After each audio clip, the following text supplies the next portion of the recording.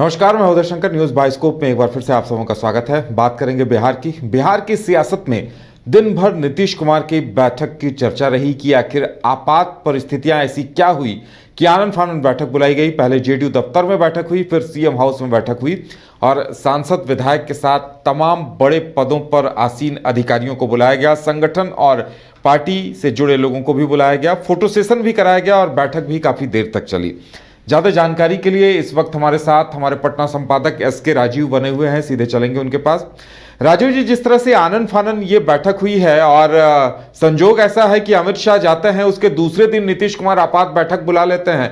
भले ही मुद्दा कुछ और बताया जा रहा हो, लेकिन लोगों के जेहन में कई तरह के सवाल खड़े हो रहे होंगे। नहीं, देखिए, निश्चित तौर पर उदय, जो आपका सवाल है वो कई मायनों में जो है वो काफ़ी महत्वपूर्ण है, क्योंकि कल जिस तरीके से अमित शाह पटना की धरती पर आए थे और लगभग 18 महीने बाद बिहार के मुख्यमंत्री नीतीश कुमार से उनका आमना सामना हुआ था। और आप जब तस्वीर देखे होंगे तो उसमें देखे होंगे कि जब बुके देकर नीतीश कुमार सम्मानित कर रहे हैं अमित शाह को, तो दोनों की नज़रें जो हैं वो एक दूसरे से नहीं मिली हैं। लेकिन हालांकि उसके बाद थोड़ी ही देर बाद एक तस्वीर जो है वो सीएम हाउस से जारी की जाती है और उसमें अमित शाह बैठे हुए हैं और बगल में नीतीश कुमार बैठ करके मुस्कुरा रहे हैं और दोनों एक दूसरे की तरफ देख करके बात कर रहे हैं। तो राजनीति में जो है वो कब क्या हो जाए, ये चूँकि राजनीति जो है वो संभावनाओं का खेल है और कब संभावनाएं किसके लिए बन जाए ये कहना बड़ा ही मुश्किल है। हालांकि आज सुबह से जेडीयू पार्टी कार्यालय में लगातार बैठक चलती रही, लगभग 3 बजे तक वहां बैठक चली और उस बैठक के बीच नीतीश कुमार जो है वो अपने सरकारी आवास पर जनता दरबार लगाए हुए थे, वहाँ पर वो जनता से मिल रहे थे। और उसके बाद ठीक लगभग 4:30 बजे के करीब अचानक एक खबर आती है कि सीएम हाउस में एक इंपॉर्टेंट मीटिंग बुलाई गई है, जिस मीटिंग में कि तमाम जो सांसद हैं, जो पदाधिकारी हैं, पार्टी के बड़े पदाधिकारी, उन तमाम लोगों को बुलाया गया। आनन फानन में तमाम जो मीडिया कर्मी है वो सीएम हाउस पहुंचते हैं और वहां पर जब बैठक खत्म होती है लगभग 6:30 बजे के करीब, तो फिर जो बैठक से लोग बाहर निकलते वो कहते हैं कि नहीं, कर्पूरी जयंती को किस तरीके से मनाया जाए, इस मुद्दे को लेकर के ये महत्वपूर्ण बैठक बुलाई गई थी। हालांकि कर्पूरी जयंती को लेकर के इतनी बड़ी बैठक जो है वो नीतीश कुमार बुलाएंगे, ऐसा मुझे लग रहा है कि संभवतः पहली बार हुआ होगा। निश्चित तौर पर इसके पीछे की बातें कुछ और हैं, लेकिन अब पर्दे के पीछे क्या कुछ खेल हो रहा है ये कहना थोड़ा मुश्किल है। लेकिन चूंकि अविनाश हमारे सहयोगी है, आज पूरे दिन ये जेडीयू कार्यालय में भी वहाँ मौजूद थे, वहाँ बैठक इन्होंने काफ़ी करीब से देखा और उसके बाद सीएम हाउस भी ये पहुँचे, वहाँ भी इन्होंने विधिवत बैठक को कवर किया है। वहाँ के जो सांसद, जो विधायक, जो नेता वहाँ गए हुए थे, उनसे इन्होंने बातचीत भी की है। अविनाश, क्या कुछ आपने देखा आज पार्टी कार्यालय में, क्या कुछ बैठक हुई और फिर सीएम हाउस में अचानक बैठक क्यों बुलाया गया? जी बिल्कुल, जेडीयू कार्यालय में जब एक बैठक बुलाई गई थी उसमें तमाम जो लोग हैं, जिला स्तर के भी जो नेता हैं, सभी लोग वहां पर पहुंचे थे। और मुख्य रूप से जब प्रदेश अध्यक्ष से हमने बातचीत करने की कोशिश की, उन्होंने बैठक के पहले भी और बैठक खत्म होने के बाद भी, जब दफ्तर में जब बैठक खत्म हुआ, उन्होंने बताया कि ये जो बैठक था वो जननायक कर्पूरी ठाकुर के 100वें जयंती समारोह मनाया जाए और कैसे भीड़ इकट्ठा किया जाए उसको लेकर किया गया था। और उन्होंने कहा कि मुख्यमंत्री जी जिस तरीके से भीम संवाद किया गया पटना के वेटनरी ग्राउंड में, उसी ग्राउंड में ये बैठक होगा जो 24 जनवरी को जो होना है।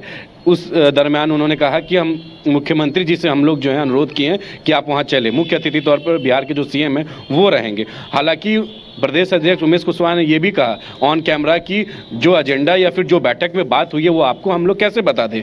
तो कहीं ना कहीं कुछ बातें जो हैं वो यहाँ भी जो अंदर रखा गया।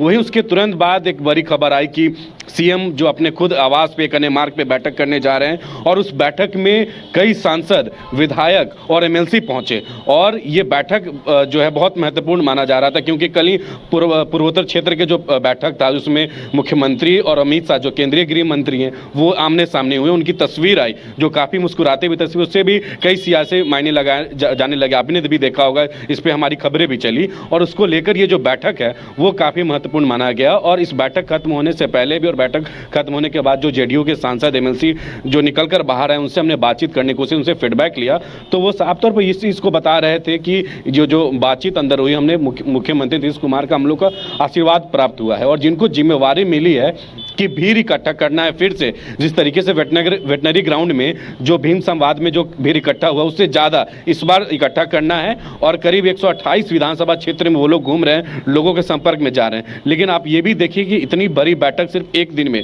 10 घंटे के अंदर 2 बड़ी बैठक खुद सीएम नीतीश कुमार कर रहे हैं। तो कहीं ना कहीं इसमें कुछ और भी जो सियासत है इसको लेकर देखना हो। क्या अब जो चुनाव सामने है तो जो खिचड़ी है वो जरूर अंदर ही अंदर पक रहा है, क्योंकि नीतीश कुमार ये सब चीज़ बाखूबी जानते हैं कि कैसे चुनाव में आगे देखना है। हम आपसे फिर बात करेंगे। हमारे साथ आफ्ताब हैं, ये भी आज पूरे दिन आरजेडी की गतिविधियों को इन्होंने काफ़ी करीब से देखा है। अचानक आफ्ताब, चूँकि आप लंबे समय से पटना में मीडिया को पॉलिटिकल पार्टी को कवर कर रहे हैं, आरजेडी के साथ आपकी करीबी भी है, ये जो अचानक आज दो महत्वपूर्ण बैठकें, एक जदयू कार्यालय में होती है, फिर नीतीश कुमार के आवास पर होती है, इसको लेकर के आरजेडी में किस तरीके की गहमा-गहमी है? क्योंकि अमित शाह के साथ लंबे समय बाद मुलाकात, फिर मुस्कुराता हुआ एक फ़ोटो जो है वो सेशन होता है और फिर वो फ़ोटो मीडिया को जारी किया जाता है, तो आरजेडी में इसको लेकर कितनी गहमा-गहमी? देखिए, साफ है कि आप भी जानते हैं कि तमाम लोग भी जानते हैं कि जब भी जो भाजपा के जो एक वरिष्ठ नेता हैं, पूर्व राष्ट्रीय अध्यक्ष हैं पार्टी के, और फिलहाल के वक्त में गृह मंत्री अमित शाह, जिस तरीके से वो किसी राज्य में जब भी जाते हैं तो वहाँ जो है कि राजनीतिक चहलकदमी बढ़ जाती है।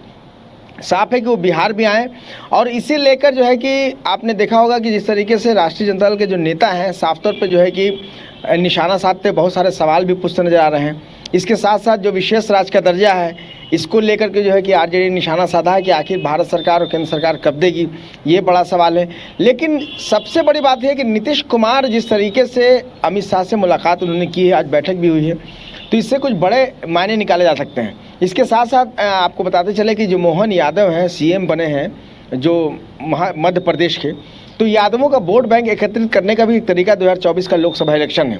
इन्हीं मुद्दे पर सुशील मोदी ने भी आज ट्वीट किया है। उन्होंने पूछा है कि आरजेडी से पूछा है कि आखिर जो है कि आरजेडी ने कभी किसी यादव को मुख्यमंत्री नहीं बनाया, अपने बेटे को बनाया, पिछली बार पूर्व मुख्यमंत्री राबड़ी देवी अपनी पत्नी को बनाया, तो इससे भी एक राजनीतिक रूप में देखा जा सकता है। लेकिन सबसे बड़ी बात यह है कि अब राष्ट्रीय जनता दल के कोई भी नेता, जो नीतीश कुमार की मुलाकात, अमित शाह की मुलाकात होती है, इस मामले के राजनीतिक मायने निकालने से मना कर रहे हैं। उन्होंने कहा कि गृह मंत्री हैं, उनके साथ मुख्यमंत्री की बैठक होती है, कोई बड़ी बात नहीं है। लेकिन जिस तरीके से सीएम हाउस में मुलाकात नीतीश कुमार की अमित शाह की हुई है, जरूर कहीं ना कहीं एक बड़ी बात है, और इसके राजनीतिक मायने क्या कुछ होंगे ये तो आने वाले वक्त में तय हो पाएगा। लेकिन फिलहाल के वक्त में अगर देखा जाए तो जिस तरीके से राष्ट्रीय जनता दल और जदयू और महागठबंधन के जो साथी हैं, इंडिया अलायंस की बात करते हैं, तो कहीं ना कहीं इसके कुछ राजनीतिक मायने ज़रूर होंगे, लेकिन लिहाजा अभी क्लियर नहीं हो पा रहा है, और आरजेडी के नेता जो लोग हैं वो कुछ भी बोलने से इनकार करें इस मामले को लेकर। सवाल और हम आपसे लेना चाहेंगे, क्योंकि कल की जो बैठक हुई है उस बैठक में आरजेडी के जो अभी मुख्य, आप कह सकते हैं कि सबसे बड़े नेता हैं लालू यादव के बाद, वो तेजस्वी यादव हैं, उनको लोग पहचान नहीं पा रहे थे, तो उनके इस नए लुक के पीछे की क्या कहानी है? नहीं, बिल्कुल आपने सही कहा। आज मैंने भी जनता से और पार्टी कार्यकर्ताओं नेताओं से भी इस मामले में बातचीत की है, तो उन्होंने साफ तौर पे कहा है इशारों में कि तेजस्वी यादव जो है कि तिरुपति गए थे आंध्र प्रदेश, वहाँ जो है कि उनकी पत्नी का जो है कि मतलब सालगिरह था शादी का, उस लिहाज से भी देखा जाए। दूसरा, कत्यानी जो उनकी बेटी है, उनका जो कि मुंडन था, इसलिए जो है कि पूरे परिवार ने मुंडन कराया। इसके साथ साथ जो आखिरी बात पार्टी के नेताओं कार्यकर्ताओं का ये कहना है कि तेजस्वी यादव ये भी मन्नत मांगने गए थे कि 2025 में वो मुख्यमंत्री बनेंगे। तब तो देखना होगा कि मुख्यमंत्री बनेंगे या नहीं, तो जनता को तय करना है। लेकिन फिलहाल के वक्त में अगर देखा जाए तो नए लुक में जो नज़र आ रहे हैं, तो पार्टी कार्यकर्ता नेता जो है कि इसकी तारीफ कर रहे हैं। लेकिन फिलहाल के वक्त में अगर देखा जाए जिस तरीके से गृह मंत्री के साथ और मुख्यमंत्री नीतीश कुमार के साथ उनकी बैठक हुई, तो उन्होंने उनको पहचान में नहीं आ रहे थे। लेकिन पार्टी के नेता और जो युवा कार्यकर्ता हैं, जो पब्लिक हैं, वो तेजस्वी यादव को इस नए रूप में पसंद कर रहे हैं।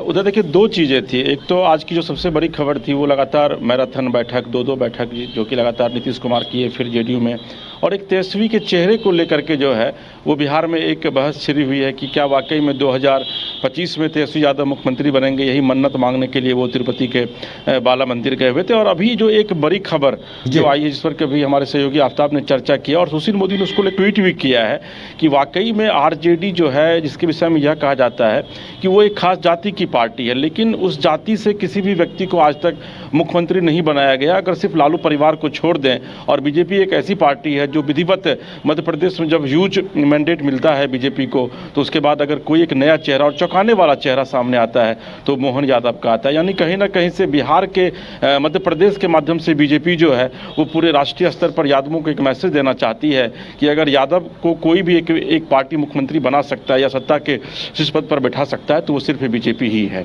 जी बिल्कुल, एक ये मैसेज आया है। उसके साथ साथ चर्चा इस बात की भी खूब हो रही थी कि सुनील सिंह जो आरजेडी के काफी करीबी हैं, राबड़ी देवी के मुंह बोले भाई हैं, वो नीतीश कुमार पर लगातार तंज कसने का मौका नहीं छोड़ते, निशाना साधने का मौका नहीं छोड़ते। तो अमित शाह नीतीश कुमार की मुलाकात को लेकर भी उन्होंने तंज कसा था, क्या उस पर भी आज भी कोई रिएक्शन सामने आया क्या? नहीं, देखिए उदय, सुनील सिंह के विषय में यह कहा जाता है कि सुनील सिंह से जो कोई भी व्यक्ति जिस भाषा में बात करता है उसको उसी भाषा में जवाब देते हैं। और यही वजह है कि आप देखे होंगे कि जैसे ही मीटिंग अभी खत्म भी नहीं हुई थी, जो एक फ़ोटो जो है वो जारी किया गया था सीएम हाउस के द्वारा, उस फोटो को तुरंत वो अपने सोशल मीडिया पर वो लगाते हैं और उसके बाद फिर उस पर वो कमेंट लिखते हैं कि भाई मैं करूँ तो रासलीला तू, मैं करूँ तो कैरेक्टर ढीला, तू करे तो रासलीला।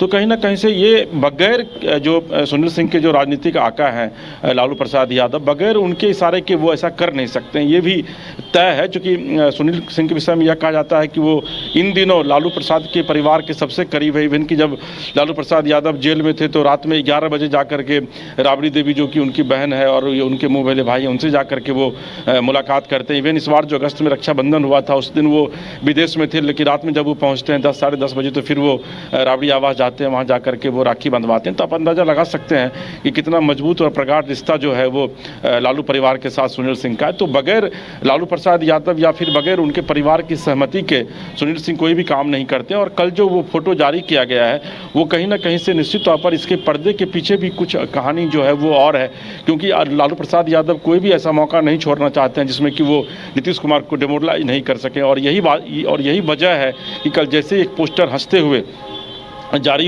किया जाता है उसको तुरंत वो सुनील सिंह जो है उसको अपने सोशल मीडिया पर वो उसको वो पब्लिश करते हैं और उसके बाद फिर इस पर वो कमेंट करते हैं। जी उदय, बिल्कुल राजीव जी, तो कहा जा सकता है कि जो कुछ भी घटनाक्रम हुए हैं, चाहे जेडीयू की बैठक हो या अमित शाह का आना, मुलाकात बीजेपी नेताओं नीतीश कुमार से मुलाकात, तो लगता है कि नतीजा सामने आने में फिलहाल वक्त लगेगा। नहीं, देखिए बिल्कुल आपको पता है उदय कि जब वोट डाले जाते हैं, बैलेट जब गिराए जाते हैं बैलेट बॉक्स में, तो उसके बाद चुनाव परिणाम आने में भी लगभग 3 दिन का वक्त लगता है। तो निश्चित तौर पर अगर बिहार में कोई बड़ा सियासी उलटफेर होगा तो उसमें वक्त लगेगा। लेकिन इतना तय है कि चूंकि अमित शाह ने कल जिस तरीके से जाते जाते मीडिया को एक उन्होंने बाइट दिया था और यह कहा था कि भाई नीतीश कुमार की पुनर्वापसी जो है वो अब बीजेपी के भीतर संभव नहीं है। दूसरी बात उन्होंने यह कही थी कि भाई जो भी जेडीयू के जो बागी नेता हैं वो अगर आते हैं आपके साथ यानी कि बीजेपी के साथ तो फिर उनका आप स्वागत कीजिए। लेकिन आपको याद होगा कि जब 2017 में जब पुनर्वापसी हुई थी नीतीश कुमार की बीजेपी के साथ, तो उसके पहले भी कुछ इसी तरीके की बयानबाजी जो है वो होती थी और फिर अचानक ऐसा होता है कि नीतीश कुमार जो है वो बीजेपी के साथ चले जाते हैं। तो राजनीति में कब क्या हो जाएगा और उठ किस करवट बैठेगा ये कहना बड़ा मुश्किल है। लेकिन सबके बीच इतना तय जरूर है कि अमित शाह जब भी किसी भी प्रदेश में जाते हैं और वहाँ पर अगर उनकी सरकार नहीं होती है तो वहाँ पर जो है जो भी सत्तारूढ़ पार्टियां होती है उनको यह लगता है कि अमित शाह जब यहाँ आए तो कुछ न कुछ खेला करके जाएंगे। और अभी देखिए आप